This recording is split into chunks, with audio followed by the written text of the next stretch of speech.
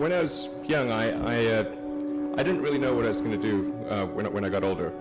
People kept asking me, but then eventually I thought that the idea of inventing things would be really cool.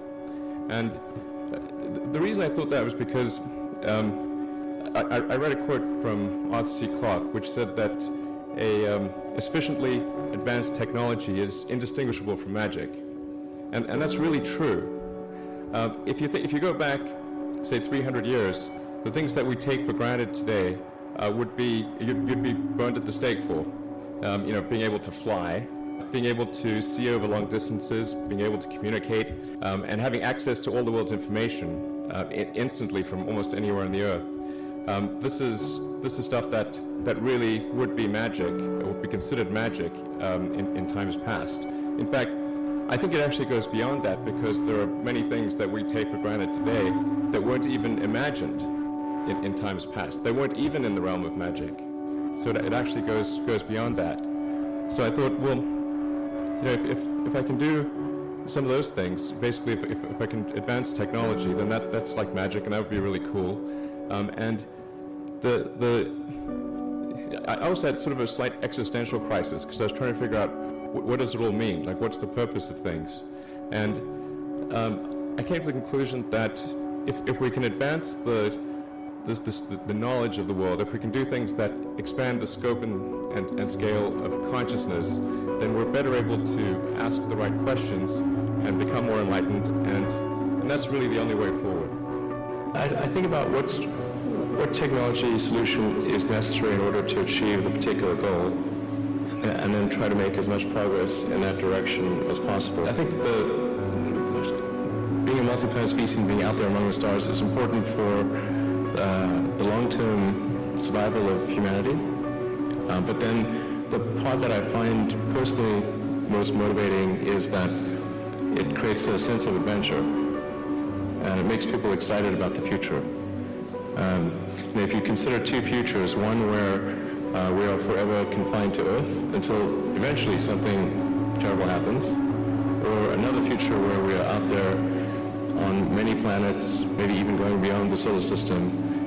I think that second version is incredibly exciting and inspiring, and there need to be reasons to get up in the morning. Life can't just be about solving problems. Otherwise, what's the point? There's got to be things that people find inspiring and make life worth living. When my brother and I were starting our first company, instead of getting an apartment, we just rented a small office, and we slept on the couch. And we showered at the YMCA, and we're so hot up we had one computer, so the website was up during the day, and I was coding at night, 7 days a week, all the time. And I sort of briefly had a girlfriend in that period, and in order to be with me, she had to sleep in the office. So work hard, like every waking hour. That's the thing I would say, particularly if you're starting a company. A natural human tendency is wishful thinking.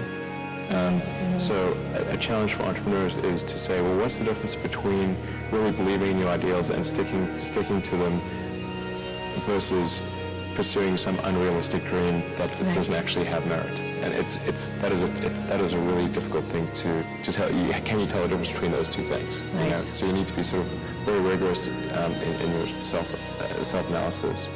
I think certainly extremely tenacious, and then just work like hell. I mean, you just have to put in 80 to 100 hour weeks every week.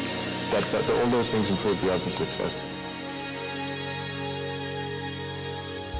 Or how do you think about making a decision when everyone tells you this is a crazy idea? Or where do you get the internal strength to do that? Well, first of all, I'd say I actually think I feel fear quite strongly. So it's not as though I just have the absence of fear. I feel it quite strongly. But there are just times when something is important enough, you believe in it enough, that you do it in spite of fear. People should think, well, I feel fear about this, and therefore I shouldn't do it. It's normal to feel fear. So you just feel it and let the importance of it drive you to do it anyway? If you just accept the probabilities, then that diminishes fear. Drive overrides fear. It's about believing in the future and thinking that the future will be better than the past. And I can't think of anything more exciting than going out there and being among the stars.